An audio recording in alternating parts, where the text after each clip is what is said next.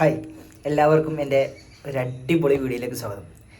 നമ്മളെ മലയാള സിനിമയിൽ ഈ അടുത്തായിട്ട് നമ്മൾ കാണപ്പെട്ട സംഭവമാണ് റിലീസുകൾ ഒരുപാട് വരുന്നുണ്ട്.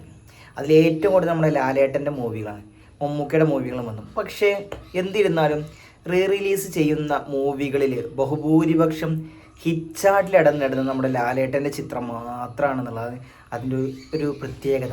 കാരണം മമ്മൂക്കയുടെ ഒരു ചിത്രം മാത്രമാണ് ഹിറ്റ് ലിസ്റ്റിൽ ഇടം നേടിയത്. അതും വല്യേട്ടൻ മാത്രം, അത്യാവശ്യം നല്ല രീതിയിൽ 4K മികവോടെ ചെയ്ത വല്യേട്ടൻ മാത്രമാണ് മമ്മൂക്കയുടെ ഹിറ്റ് ചാർട്ടിൽ ഇടം നേടിയത്. വെനിക വന്നു, അതുപോലെ തന്നെ പാലേരി മണിക്കം വന്നു, ഇതൊക്കെ ഫ്ലോപ്പായി.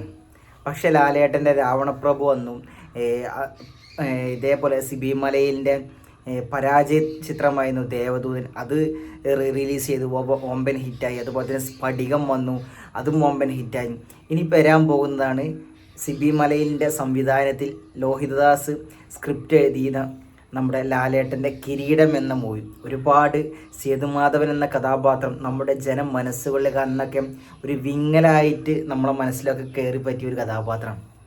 അപ്പോൾ വീണ്ടും ആ കഥാപാത്രം വരുമ്പോൾ അന്ന് പ്രേക്ഷകൻ എത്രത്തോളം ആ സിനിമയെ ഏറ്റെടുത്തിരുന്നു, അതിനേക്കാൾ കൂടുതൽ ഇന്ന് ഏറ്റെടുക്കുന്നുള്ള പ്രതീക്ഷയാണ് ലാലേട്ടനും സംഘവും ആ ചിത്രമായിട്ട് നമ്മുടെ മുമ്പിലേക്ക് വരുന്നത്.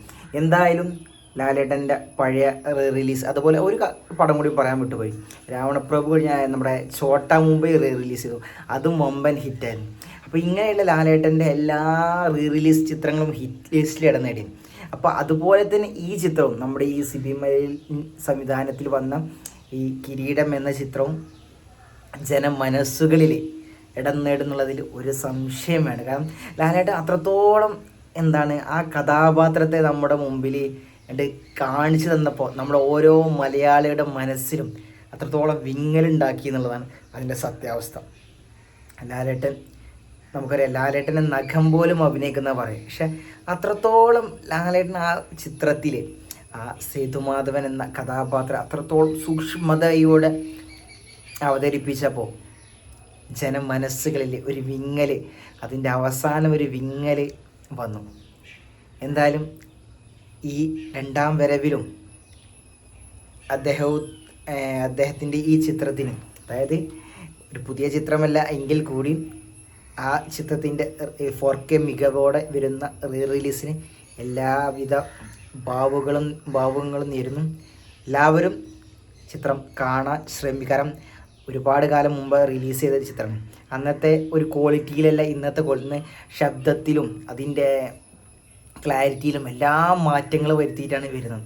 അതുകൊണ്ട് തന്നെ പഴയതിനേക്കാൾ മികച്ച രീതിയിൽ നമുക്ക് ആസ്വദിക്കാൻ പറ്റുന്നുള്ളതിൽ ഒരു സംശയം വേണ്ട. എന്തായാലും എല്ലാവിധ ഒരു വിജയ ആശംസകളും നേരാണ് കിരീടത്തിനും നമ്മുടെ ലാലേട്ടനും.